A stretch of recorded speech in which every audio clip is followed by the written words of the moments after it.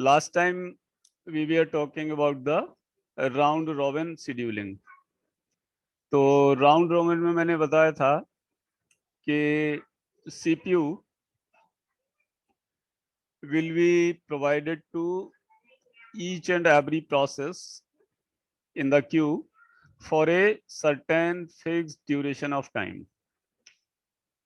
तो और जो ये certain fixed duration of time था, that was the time quanta.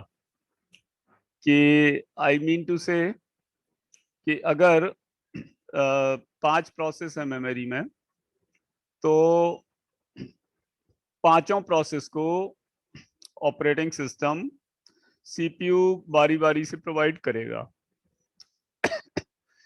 तो जैसे शायद ये एग्जांपल हम डिस्कस भी कर रहे थे कि सपोज मेमोरी में 4 प्रोसेस हैं और उनका बस टाइम दिया हुआ है। तो इसमें क्या होगा कि इसमें क्वेश्चन में तुम्हें टाइम क्वांटा भी दिया होगा। तो यहाँ पर हम एज्यूम करते हैं कि जो टाइम क्वांटा है इक्वल्स टू 4। इसका मतलब ये हुआ कि टाइम क्वांटा 4 यूनिट है, मतलब 4 यूनिट के लिए ये सीपीयू हर एक प्रोसेस को, जो 4 प्रोसेस हैं, हर एक प्रोसेस को सीपीयू 4 यूनिट के लिए मिलेगा। तो अब इसमें ये है कि अगर टाइम ऑफ अराइवल नहीं दिया हुआ है प्रॉब्लम में, तो वी कैन एज्यूम कि all the processes have arrived at time 0। मान के चलेंगे कि 0 टाइम पर सब प्रोसेस मेमोरी में आए हुए हैं।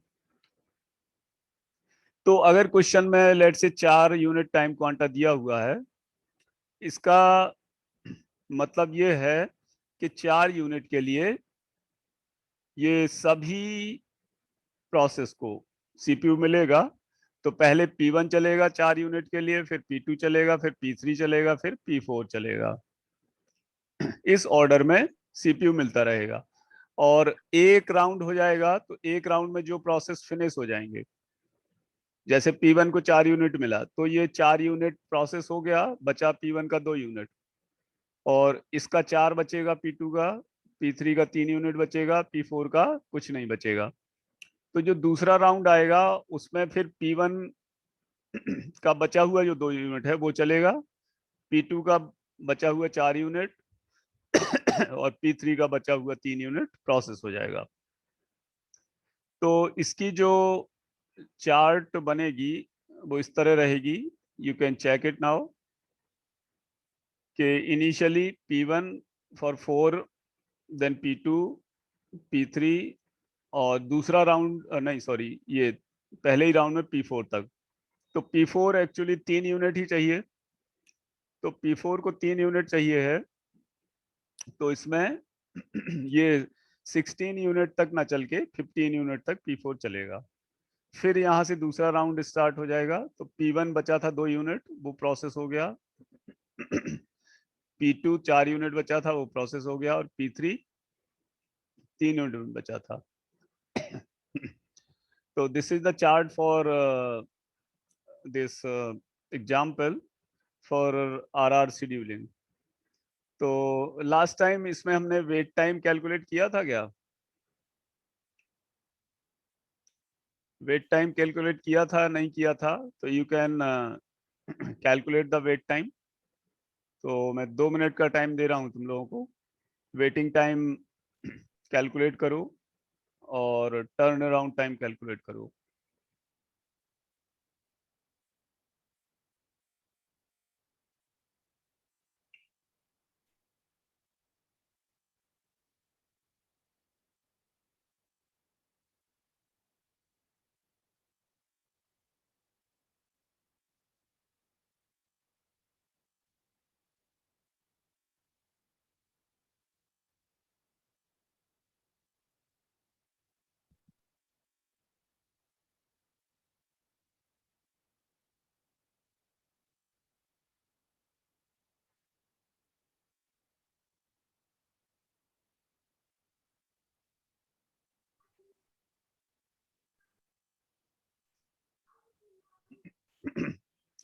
टाइम कैलकुलेट हो जाए तो बताना मुझे।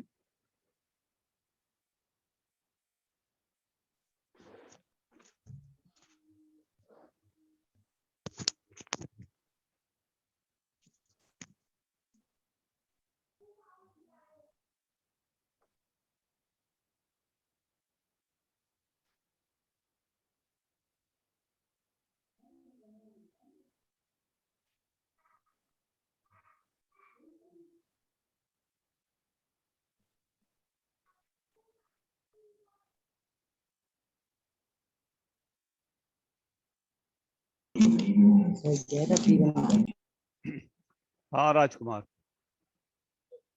P1 का 11 आ रहा है, वेट टाइम।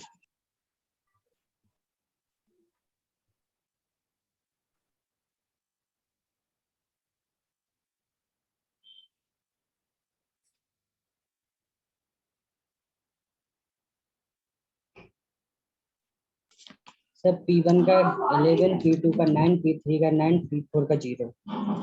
अच्छा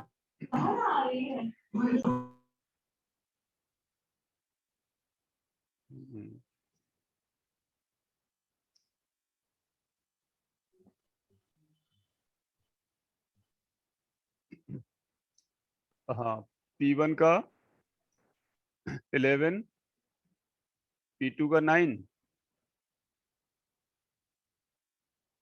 वेटिंग टाइम। अरे तुमने ये 4 तो इसमें ऐड किया ही नहीं भाई। अरे तुम अभी तक ये नहीं समझ सर पाए हो, 13 हैं? 13 13 सर 13 आ रहा सर, P2 हाँ का 13 13। आ रहा है ना, क्योंकि P2 देखो 8 से 17 तक यहाँ पे वेट कर रहा है, और ये 4 यूनिट यहाँ वेट कर रहा है, तो 13 हो गया। P3 का ये बिल्कुल क्लियर कट डायग्राम है, इससे सिंपली देख सकते हो तुम कितना कितना किसका वेट टाइम है। P3 का कितना होगा?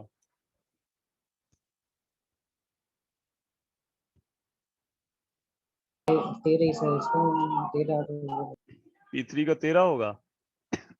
कैसे होगा देखो, 12 से 21 तक कितना हो गया? 9 और 8 तो 17 नहीं हो गया? 17।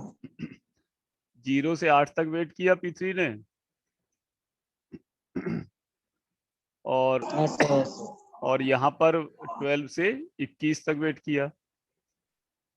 और P4 का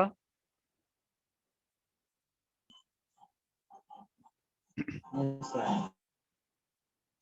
P4 का 12 हो गया, ये देखो। P4 का 12 होगा सर। हाँ ठीक है। और टर्न अराउंड टाइम निकालो। सर P4 का 12।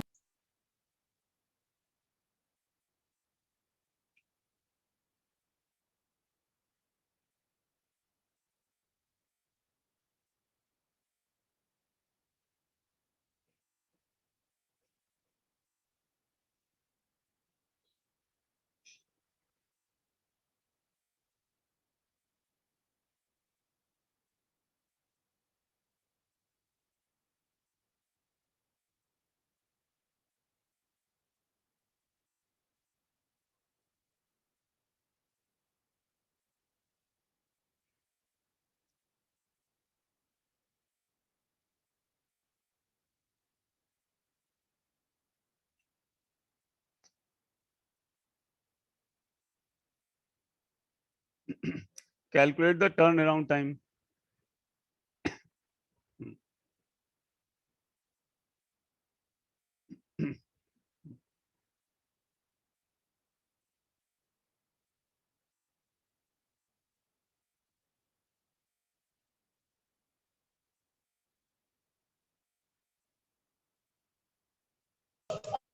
सर P1 का 17, P2 का 17, P3 का 16, P4 का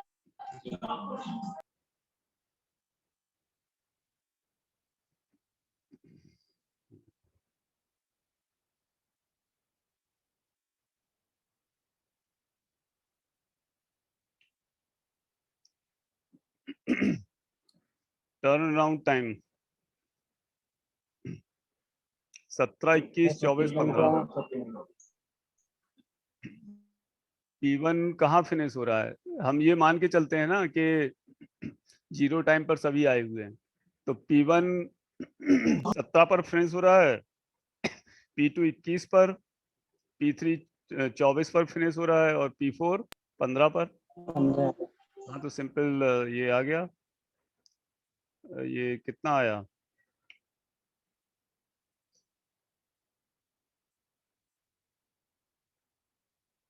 77 यूनिट आ गया। ठीक है। Yes sir. तो अब एक एग्जाम्पल ये तुम लोगों को दे रहा हूं, तो घर पे ट्राई करना। Round robin scheduling with time quanta 20 और given the processes like this way. इसको नोट कर लो, तो इसको ट्राई करना। और इसका ये चार्ट इस तरह बनेगा।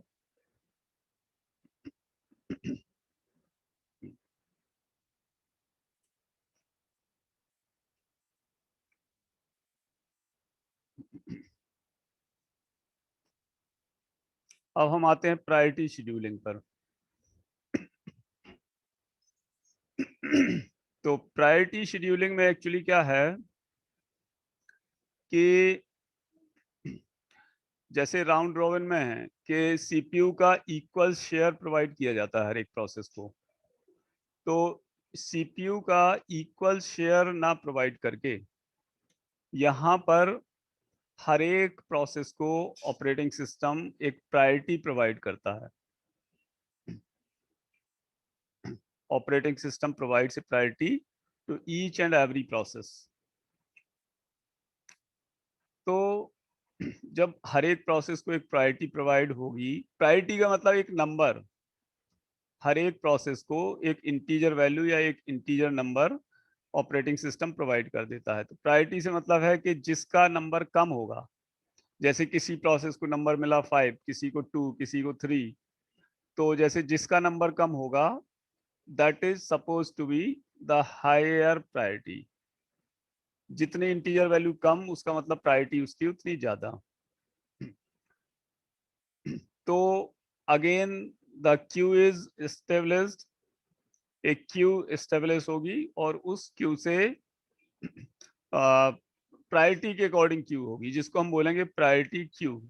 तो operating system will set the processes in the form of a queue. तो प्रायोरिटी शेड्यूलिंग में इस स्लाइड को रीड आउट कर लो।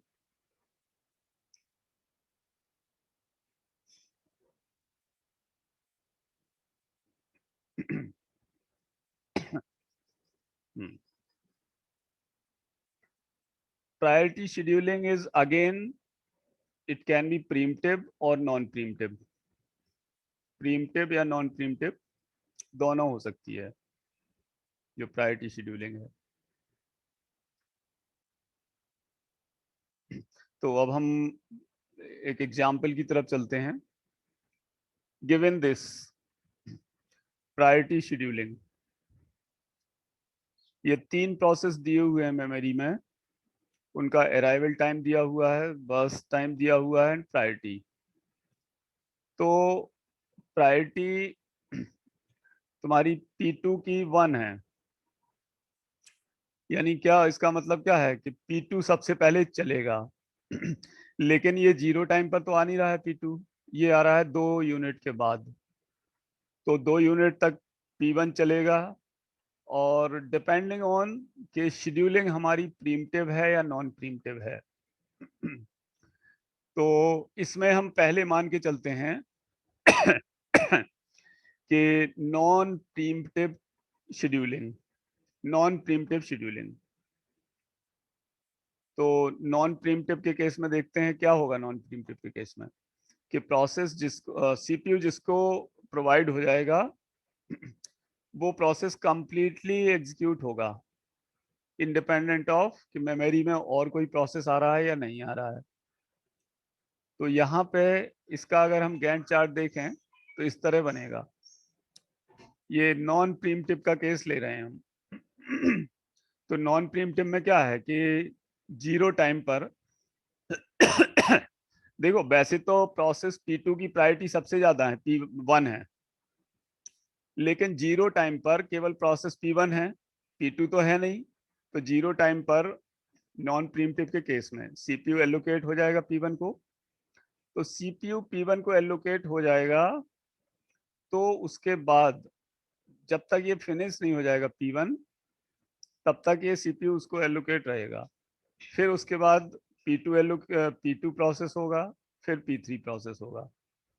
ठीक है, तो this is a non preemptive case. I think idea is clear. अगर कोई डाउट हो तो पूछो मुझसे, और डाउट नहीं है तो start solving this, find out the wait time and TAT for this priority scheduling with the case of non-preemptive method.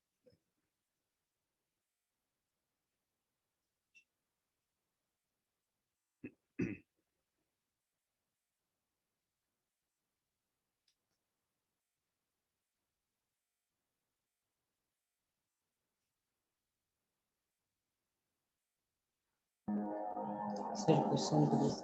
हाँ बताओ। Question question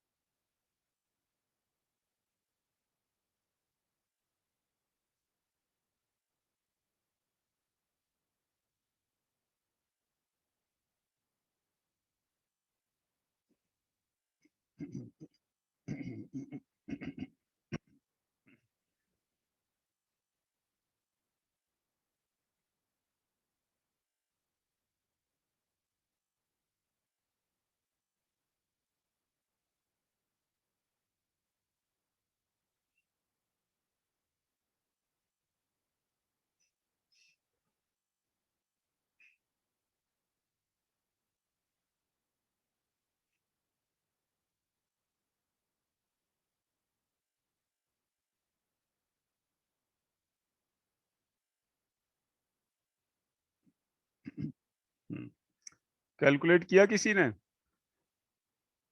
wait time?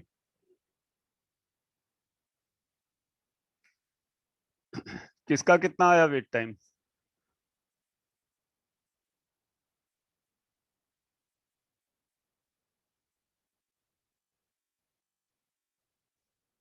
Waiting time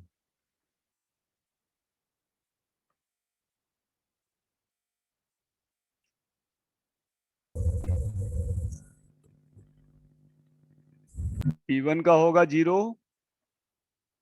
P2 का 10 और P3 का 14। P2 का 10 माइनस 2। हाँ ठीक ठीक, 10-2, ओके ठीक है ना। P2 का 10-2 होगा क्योंकि ये 2 सेकंड पे आया था, 0 सेकंड पे नहीं आया। ठीक है, तो P1 0, P2 10-2 और P3 14। तो ये हो गया वेट टाइम। और TAT टर्न अराउंड टाइम देखने के लिए दूसरा मेथड ये भी है कि तुम ये देख लो wait time plus processing time. तो जितना वेट किया सभी प्रोसेस ने मिलके प्लस जितनी देर सभी को मिलके प्रोसेसिंग हुई, वो कुल मिला के TAT आ जाएगा। तो अगर वेट टाइम देखो तो कितना है हमारा, 0, 8 और 14, 22 है। तो वेट टाइम 20 है और प्रोसेसिंग टाइम यानी वर्स्ट टाइम कितना है, 20। ये 22 है वेट टाइम और प्रोसेसिंग टाइम है 20। तो दोनों को ऐड कर देंगे तो टर्न अराउंड टाइम आ जाएगा हर एक प्रोसेस का। या दूसरा मेथड जो हम अपना फॉलो करते हैं, TAT क्या है, P1 के लिए 10 है, P2 के लिए 14 माइनस 2 और P3 के लिए 20। 20। तो turn around time wait time plus burst time इस तरह आ गया। ये तो था हमारा कौन सा नॉन प्रीम्प्टिव मेथड। अब इसी एग्जाम्पल को प्रीम्प्टिव मेथड से करोगे, जब इसी एग्जाम्पल को प्रीम्प्टिव से करोगे तो क्या चेंज आएगा इसमें।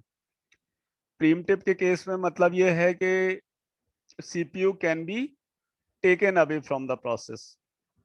तो जब ये तो नॉन प्रीम्प्टिव के केस में हम निकाल रहे थे। प्रीम्प्टिव के केस में क्या होगा कि P1 है स्टार्टिंग में 0 टाइम पर तो 0 टाइम से 2 सेकंड तक P1 चलेगा, क्योंकि दूसरे सेकंड पर P2 आ गया, उसकी प्रायोरिटी सबसे ज्यादा है। वैल्यू इंटीजर वैल्यू कम होने का मतलब हाईएस्ट प्रायोरिटी। तो जैसे ही 2 सेकंड होंगे, 2 सेकंड के बाद P2 चलेगा और जब P2 फिनिश हो जाएगा तो P3 ना चल के P1 चलेगा क्योंकि P1 की प्रायोरिटी ज्यादा है। फिर लास्ट में P3 चलेगा। तो इसका चार्ट बनाओ और इसका वेट टाइम कैलकुलेट करो। 2 मिनट देता हूं तुम लोगों को, कैलकुलेट द वेट टाइम।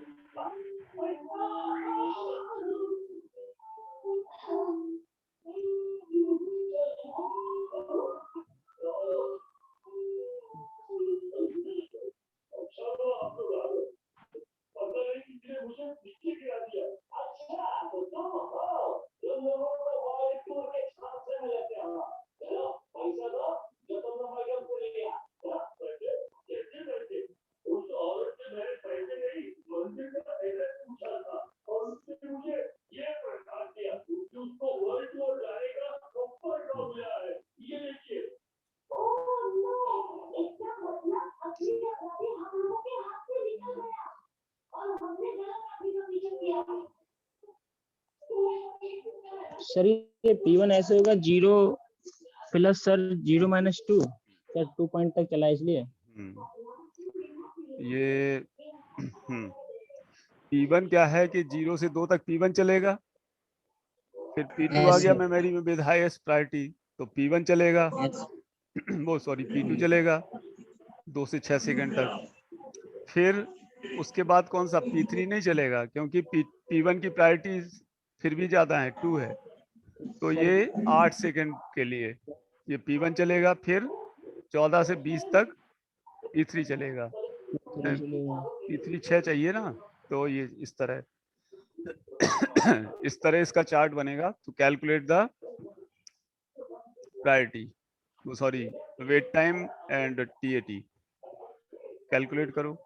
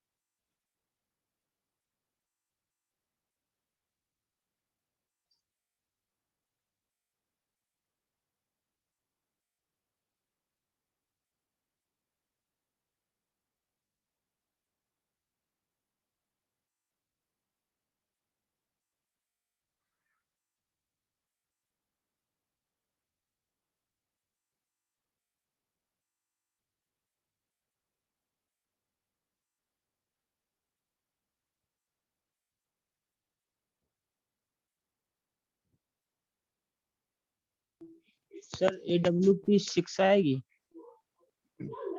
इतना कम तो नहीं आना चाहिए। एवरेज पता, अच्छा एवरेज वो बता रहे हो वेटिंग टाइम। जी सर 4 वो हो रहा है सर, 0 ये और सर 14 ये, तो सर ये जुड़ के उसके अच्छा बाद सर ठीक है, 12 से देखते हैं। अब 10 मिनट बचा है अपने पास, तो 10 मिनट के अंदर अब देखो इसमें वेट टाइम फॉर P1, यहाँ तो कुछ नहीं है, 0 पर स्टार्ट हो गया। फिर ये है इसका वेट टाइम P1 का 2 से 6 के बीच 4 यूनिट ये आया P1 का वेट टाइम। और P2 का कितना है?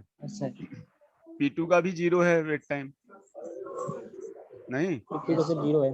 क्योंकि जैसे ही आया वैसे प्रोसेस होना स्टार्ट हो गया। और P3 का वेट टाइम कितना है? 14। तो 4 + 0 + 14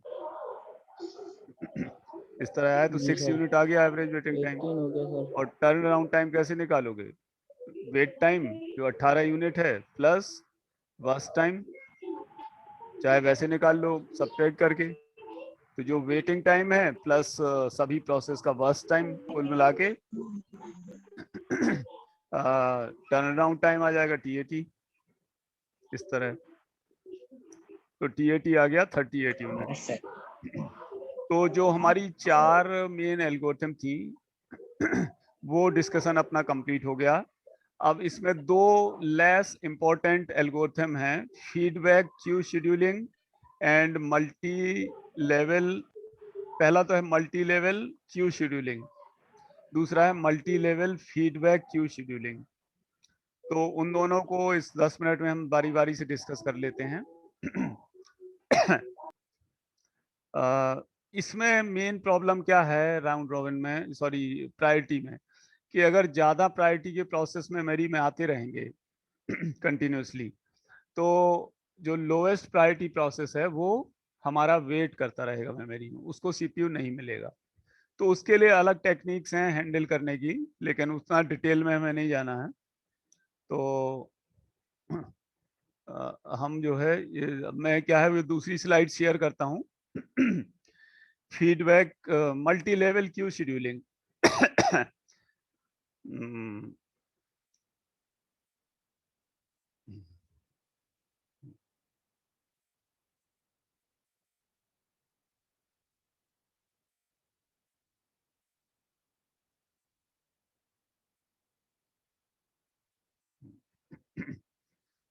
तो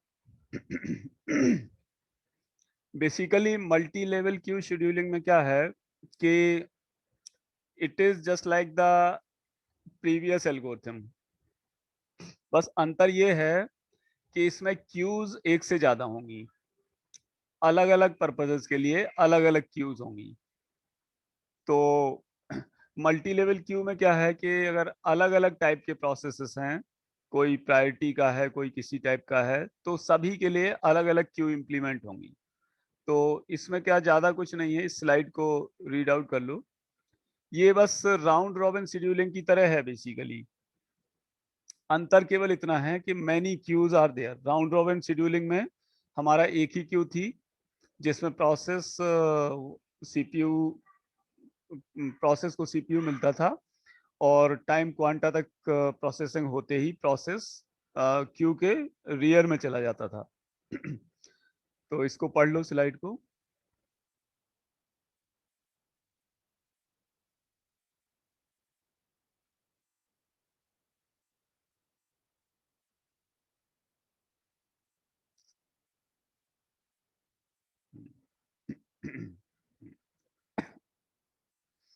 तो इसका मतलब ये हुआ कि अगर हमारे एक से ज्यादा क्राइटेरिया हैं, यानी ऑपरेटिंग सिस्टम कई तरह के सर स्क्रीन शेयर नहीं हो रही है। नहीं हो रही है। ओके, तो नहीं सर।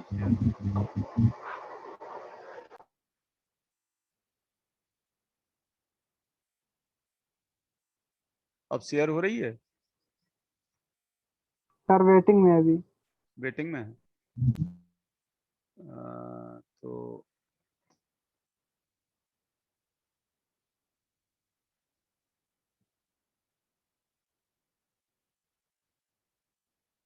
मैं अभी करता हूँ शेयर इसको।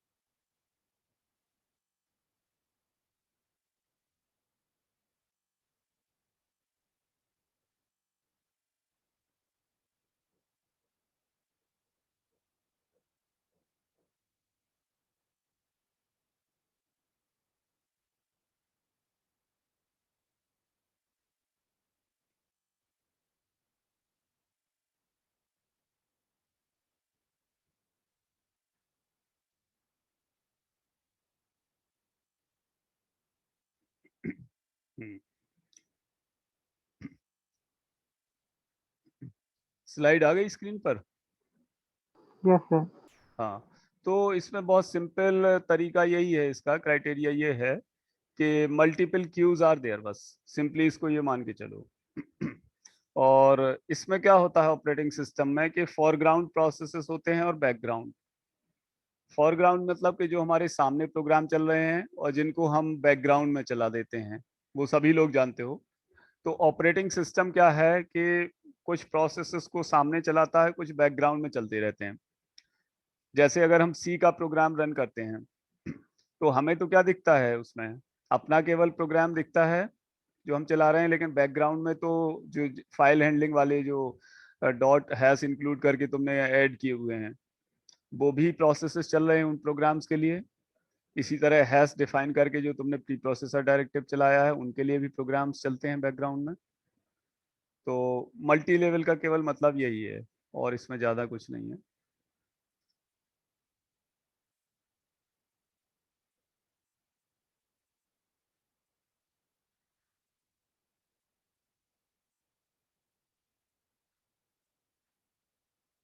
इसमें एक चीज और है कि एक से ज्यादा क्यूज हैं, तो सीपीयू क्या है, और हर एक क्यू में अलग अलग प्रोसेसेस हैं।